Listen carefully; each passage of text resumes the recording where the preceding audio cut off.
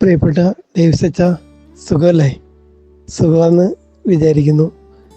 നമ്മുടെ ഇടവക സ്ഥാപിതമായിട്ട് 10 വർഷം പൂർത്തിയായിരിക്കുകയാണല്ലോ. അതിൻ്റെ സന്തോഷം ഒത്തിരി മനസ്സ് നിറയ്ക്കുന്നു. ഒന്നുമില്ലായ്മയിൽ നിന്ന് പല ഇടവകളിലായി ചിതറിക്കിടന്ന ദൈവജനത്തെ ഒരു ഇടയൻ വന്ന് ആ ഇടയൻ്റെ കീഴിലേക്ക് ഒത്തൊരുമിച്ച് കൂടി പ്രവർത്തിക്കാൻ സജ്ജമാക്കിയ നമ്മുടെ ഇടവക ജനം എല്ലാം ഒരു കുടുംബം പോലെ കഴിഞ്ഞ നാളുകളാണ് ഈ 10 വർഷവും ഉണ്ടായിട്ടുള്ളത്. അതിന് മുഖ്യ കാരണമായി തീർന്നത് ഡേവിസച്ചനാണ്. ഡേവിസച്ചൻ വന്നില്ലായിരുന്നെങ്കിൽ ഈ ഇടവക ഇത്രയ്ക്ക് പുരോഗമനത്തിലേക്ക് വരില്ലായിരുന്നെന്ന് ഞാൻ ഉറച്ചു വിശ്വസിക്കുന്നു.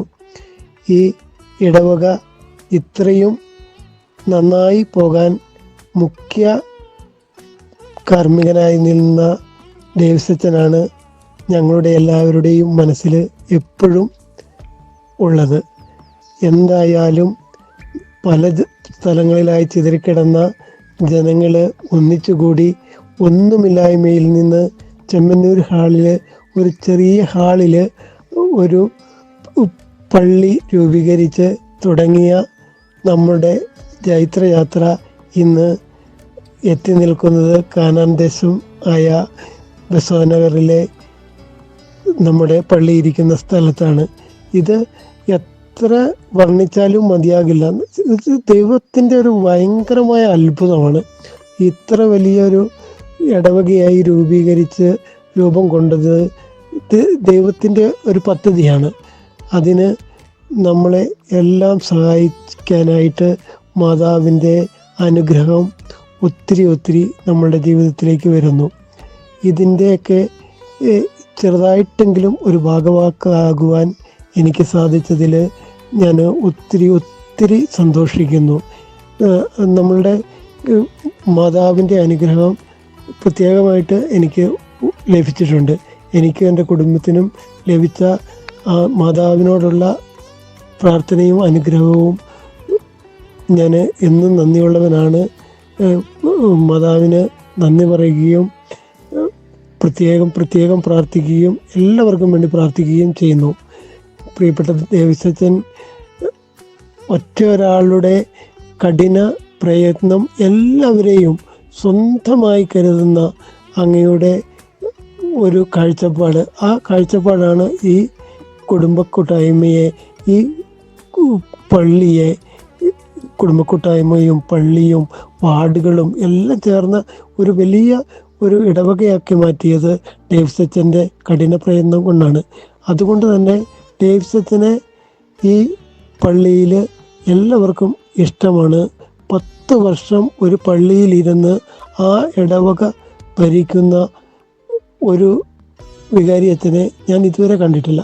എന്നിട്ടും ഇത്രയും ക്ഷമയോടെ പള്ളിയിൽ വന്ന് ഓരോ കാര്യങ്ങളും ഓരോരുത്തരോടും പറയുകയും പ്രവർത്തിക്കുകയും ചെയ്യുന്ന ഡേവിസച്ചന് 1000 നന്ദി.